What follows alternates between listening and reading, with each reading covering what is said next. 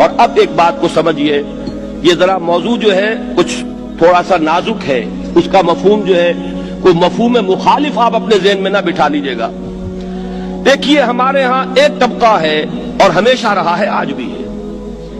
جن پر کہ اپنی ذاتی اصلاح کا مادہ اتنا زیادہ غالب آ جاتا ہے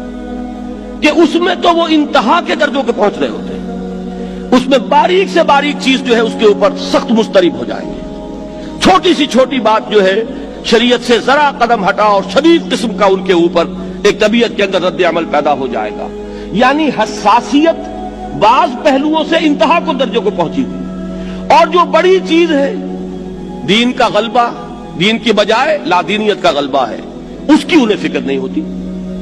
پورا نظام کس چیز پر چل رہا ہے اس کی انہیں دلچسپی نہیں، ماحول میں کیا رنگ پھیل رہا ہے اس کی فکر نہیں، منکرات کتنے پھیلتے چلے جا رہے ہیں اس پر تشویش نہیں، لیکن اپنے ذاتی جو ہے تزکیے کے معاملے میں وہ ایک قدم سے اگلا قدم، اس سے اگلا قدم، پوری قوت، پوری جد و جہد، پوری توانائیاں، اپنے تزکیے، اپنی اخلاق کی درستی، اپنی نیکیوں کے زیادہ سے زیادہ اس کو کمانے کے اندر اپنی توانائیوں کو لگاتے چلے جاتے ہیں۔ یہ در حقیقت وہ کردار ہے جو میدان کا کردار نہیں بنتا، وہ ایک کونے میں بیٹھنے والا کردار بن جاتا ہے، وہ اقامت دین کی جد و جہد میں نہیں آتا، بلکہ اس کے اوپر ایک انفرادیت کا رنگ اتنا غالب آ جاتا ہے کہ وہ پھر اس میدان کے اندر کبھی آتا ہی نہیں۔ میں آج جب سوچ رہا تھا تو مجھے دو الفاظ کے جو ہمارا جو میڈیکل بیک گراؤنڈ ہے اس کے حوالے سے ذہن میں آئے کہ ایک ہوتا ہے میکروسکوپک ویو، ایک مائکروسکوپک ویو۔ ایک تو یہ ہے کہ آپ دنیا کو دیکھ رہے ہیں اپنی آنکھوں سے اور آپ کے سامنے ایک بڑا فیلڈ آف ویژن ہے جو کھلا ہوا ہے، ایک یہ ہے کہ کسی چھوٹے سے نقطے کے اوپر آپ نے اپنی مائکروسکوپ کے لینس کو فوکس کر دیا ہے اور اب اس کے اندر جو باریکیاں ہیں اس کو آپ فوکس کر کے دیکھ رہے ہیں۔ اسی کو سمجھیے کہ میکروسکوپک ویو یہ ہے، اس دنیا میں دین کس حال میں ہے؟ وہ حال ہے جو حالی نے کہا تھا کہ پستی کا کوئی حد سے گزر نہ دیکھے، اسلام کا گر کر نہ ابھر نہ دیکھے، مانے نہ کبھی کہ مد ہے ہر جزر کے بعد، دریا کا ہمارے جو اتر نہ دیکھے۔ اب یہ وہ میکروسکوپک ویو ہے، پوری دنیا کو لے لیں، اپنے ملک کو لے لیں، اپنے شہر کو لے لیں، اپنے محلے کو لے لیں، اپنے گھر کو لے لیں، جو حال ہے یہ میکروسکوپک ویو ہے۔ اور ایک مائکروسکوپک ویو ہے کہ انسان اپنی ذات کے اوپر لینس کو فوکس کر کے بیٹھا ہوا ہے،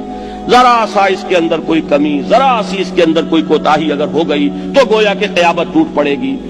ویسے تو اپنی جگہ پر پسندیدہ بات ہے، تقویٰ جتنا بڑھتا چلا جائے، نیکی کی حص جتنی بڑھتی چلی جائے، قابل تعریف بات ہوگی، لیکن اگر وہ اس کیفیت میں ہے، میکروسکوپک پس منظر وہ ہے جو میں نے بیان کیا، تو یہی چیز در حقیقت اس اقامت دین کی راہ کا سب سے بڑا پتھر، اس کے راستے کی سب سے بڑی رکاوٹ بن جاتی ہے۔ شیطان اسی راستے میں لگاتا ہے لوگوں کو، جو اقبال نے ابلیس کی مجلس شورا میں بڑے معنی خیز اشعار کہے ہیں، یہ ان کی زندگی کی میں سمجھتا ہوں کہ آخری دور کی نظم ہے، اور ان کا جو پیغام تھا ملت اسلامیہ کے نام، اس کا لب لباب اس میں ہے۔ کیا کہا اس نے؟ ابلیس کی زبان سے کہلوا رہے ہیں علامہ اقبال کہ ابلیس کی جو اصل جو تدبیر ہے وہ کیا ہے؟ مست رکھو ذکر و فکر صبح گاہی میں اسے، پختہ تر کر دو مزاج خانقاہی میں اسے۔ یہ رگڑتا رہے اپنے آپ ہی کو، اور رگڑے، ظاہر بات ہے جتنا رگڑو گے اور صاف ہو جاؤ گے،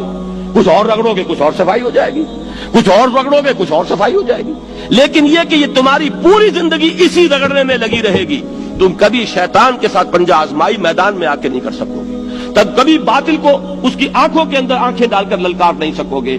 یہ ہے اصل میں وہ طرز عمل قرآن مجید جس سے ہٹانے کے لیے یہ کہتا ہے، دیکھو بڑے بڑے گناہ ان کو چھوڑو، چھوٹی چیزوں کو ہمارے حوالے کرو، ہم بہت واسع المغفرہ ہیں، ہم معاف فرمانے والے ہیں، اور ہماری غفاری کی شان بہت اونچی ہے،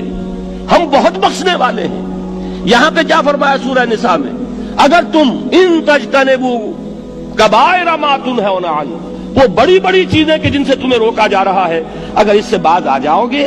نکفر عنکم سیئاتکم، تمہاری برائیوں کو ہم تم سے خود دور کر دیں گے، وندخلکم مدخلا کریما، اور تمہیں بہت ہی باعزت مقام پر پہنچا دیں گے۔ میں یہ کوشش کر رہا ہوں، لیکن مجھے یہ ڈر لگ رہا ہے کہ کہیں آپ میری بات کو صحیح کانٹیکسٹ میں اور جو میرا اصل مضمون ہے اور مفہوم ہے اس کو سمجھ نہ پا رہے ہو، اور کوئی قابل اعتراض بات آپ کے سامنے آ جائے کہ تزکیہ نفس کی نفی کر دی اس نے اور اس نے اخلاق کے اعمال اپنے اخلاق کے اور اعمال کی درستی جو ہے اس کی نفی کر دی، میں نفی نہیں کر رہا، ایک توازن کی ضرورت ہے کہ وہ مائکروسکوپک اور مائکروسکوپک ان دونوں کے درمیان توازن ہو۔ دیکھو کہ اس دنیا میں اس وقت ہو کیا رہا ہے، اور اسی کے لیے وہ حدیث میں سنایا کرتا ہوں، آج تو یہ درس قرآن میں بات آ گئی ہے، وہ حدیث میرے نزدیک آخری چیز ہے، اس کے بعد بھی اگر آنکھ نہیں کھلتی کسی انسان کی تو میں نہیں سمجھتا کہ وہ اپنے گرد اس نے جو یہ فلا تزکوا انفسکم، اس نے جو اپنے گرد تزکیہ نفس کا ایک مصنوعی حالہ بنا لیا ہے، کبھی بھی وہ اس حالے سے نکل سکے گا اگر اس حدیث سے بھی آنکھ نہ کھلی۔ اور وہ حدیث کیا ہے؟ مولانا اشرف علی تھانوی نے اس کو اپنے جو خطبات جمعہ ہیں ان میں نقل کیا ہے، بیہقی کی روایت ہے۔ اوحى اللہ عز وجل الى جبرائیل علیہ الصلوۃ والسلام ان اقلب مدینۃ کذا وکذا باہلھا، اللہ نے حکم دیا حضرت جبرائیل کو فلاں فلاں بستیوں کو الٹ دو اس کے رہنے والوں سمیت۔ قال فقال، حضور نے فرمایا، اس پر حضرت جبرائیل نے عرض کیا بارگاہ خدابندی میں، ان فیہا عبدک فلانا لم یعصک طرفۃ عین، پروردگار اس بستی کو الٹ دوں، اس میں تو تیرا فلاں بندہ بھی ہے جس نے کبھی پلک جھپکنے جتنی دیر بھی معصیت میں بسر نہیں کی۔ اب آپ اندازہ کیجئے، یہ جو ہے نا اپنے آپ کو رگڑنا اور مانجنا اور پوری زندگی رگڑنے میں اور مانجنے میں لگا دینا، ہم بعض بزرگوں کے تذکرے میں سنتے ہیں اتنے اللہ والے تھے کہ ان کا گھوڑا بھی کوئی مشکوک دانہ نہیں کھاتا تھا، اور وہ خود جو ہے وہ انگریز کی عدالت میں بیٹھے ہوئے اور انگریز کی نوکری کر رہے تھے۔ یہ ہے وہ مائکروسکوپک اور مائکروسکوپک کا عدم توازن، طاغوت کی چاکری کر رہے ہیں، انگریز کی ملازمت کر رہے ہیں، انگریز کے قانون کی تنفیذ کے اندر اعلی کار بن رہے ہیں، لیکن ذاتی تقوی اور ذاتی نیکی اور ذاتی للہیت جو ہے اس کا معیار یہ ہے کہ ان کا گھوڑا بھی مشکوک چارہ اور مشکوک کھانا نہیں کھا سکتا۔ یہ ہے وہ عدم توازن، اس کو نوٹ کیجئے گا، جس کو کہ اس حدیث میں محمد الرسول اللہ صلی اللہ علیہ وسلم نے واضح کر دیا کہ حضرت جبرائیل عرض کرتے ہیں کہ اللہ فلاں بستی کو الٹ دوں، اس میں تو تیرا فلاں بندہ بھی ہے جس نے پلک جھپکنے جتنی دیر بھی معصیت میں بسر نہیں کی۔ ذاتی نیکی کا اب اس سے اونچا کوئی مقام کوئی شخص مجھے اگر بتا سکے تو میں اس کا مرید ہو جاؤں گا۔ اس سے اونچا کوئی مقام ہوگا کہ آنکھ جھپکنے جتنی دیر بھی کسی نے معصیت میں بسر نہیں کی، ذاتی نیکی کی معراج۔ لیکن حکم کیا ہوا بارگاہ خداوندی سے؟ قال فقال، حضور نے فرمایا، اللہ تعالیٰ نے حکم دیا جبرائیل کو، اقلب علیہ وعلیہ، الٹو اس بستی کو، پہلے اس بدبخت پر پھر دوسروں پر۔ کیوں؟ فإن وجہہ لم یتمعر فی ساعۃ قط، اس لیے کہ اس کا چہرہ کبھی میری غیرت میں سرخ نہیں ہوا، اس چہرے کا رنگ نہیں بدلا۔ بے غیرت انسان، بدیاں پھیلتی رہیں، میرے دین کو روندا جاتا رہا، میری شریعت کی دھجیاں بگڑتی رہیں، عوامر کا مذاق اڑایا جاتا رہا، نواہی کے لیے دنیا کے اندر جن چیزوں سے میں نے روکا اس کے لیے فلسفے تراشے گئے،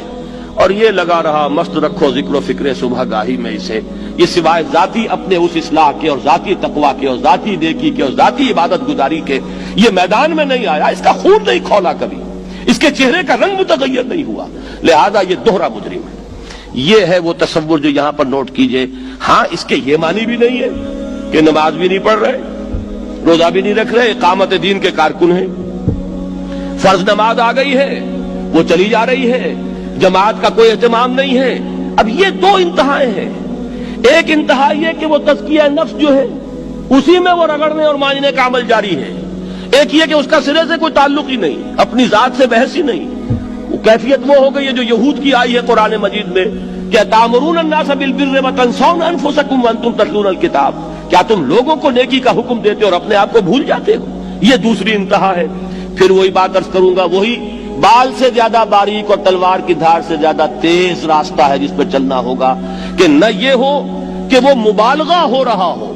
اپنی ذاتی اسلام میں تو مبالغہ کی حد تک آگے جا رہے ہیں، اور دوسرے یہ کہ اپنے دین کی تبلیغ و اشاعت، اقامت دین کی جد و جہد، اس کا کھانا ہی نہیں کھولا زندگی میں، وہ کھاتا ہی نہیں کھلا ہے۔ یہ ایک انتہا ہے۔ دوسری انتہا یہ ہے کہ انسان یہ سمجھے اپنے آپ کو کہ میں تو مجاہد فی سبیل اللہ اور دین کا کارکن اور دین کا میں اللہ کے دین کو قائم کرنے کی جد و جہد کرنے والا ہوں، جبکہ حال یہ ہو کہ جو کبائر ہیں وہ بھی زندگی میں موجود ہوں۔ ظاہر بات ہے فرض کا ترک کبیرہ ہے، نماز فرض چھوڑی تو کبیرہ گناہ کا ارتکاب ہو گیا، وہ تو کبائر میں آ جائے گا۔ فرائض کا ترک کر دینا کبیرہ گناہ شمار ہوگا۔ دین کی بات پھیلانا صدقہ جاریہ ہے، ثواب کی نیت سے ویڈیو کو شیئر ضرور کیجیے۔ جزاک اللہ.